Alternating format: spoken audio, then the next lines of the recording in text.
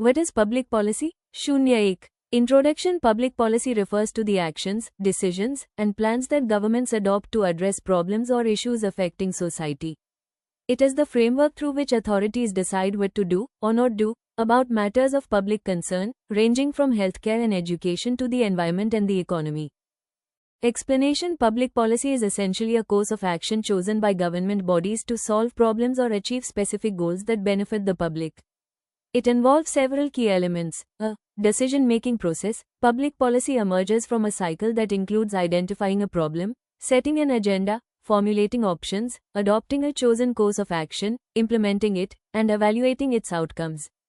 B. Actors involved. Governments at local, state, or national levels are the primary actors, but public policy is also shaped by lawmakers, interest groups, citizens, experts, and institutions. C. Forms it takes. Public policy can appear as laws, regulations, executive orders, court rulings, or funding decisions. D. Purpose. It aims to address collective problems such as poverty, public health, crime, or pollution, and to allocate resources or set standards for the common good. E. Examples. A government setting minimum wage laws, creating public school curricula, regulating pollution emissions, or designing a national health insurance program are all forms of public policy. In short, public policy is not a single decision but an ongoing process that reflects a government's response to societal needs and challenges.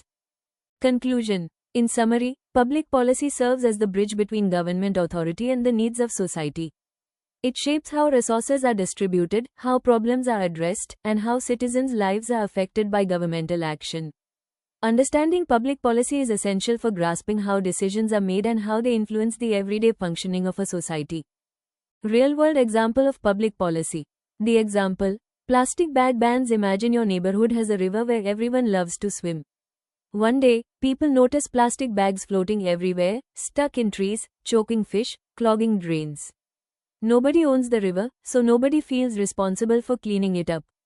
It just keeps getting worse. So the town mayor makes a rule, stores can't give out free plastic bags anymore. Bring your own bag, or pay a small fee for one. That's it. That's the whole policy. Why does this work? Think of it like a messy shared bedroom with two siblings. If nobody's in charge, both kids leave their stuff everywhere because it's not just my mess. But if a parent sets a rule, everyone picks up their own toys before bed, the room actually stays clean because now there's a clear expectation everyone follows.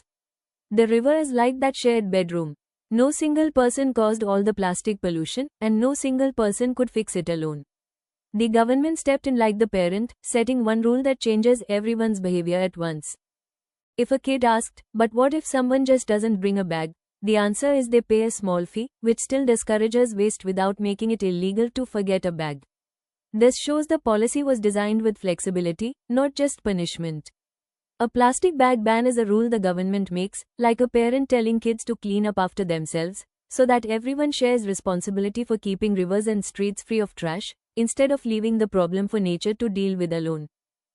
Thank you for your time. Share if somebody benefits from this video.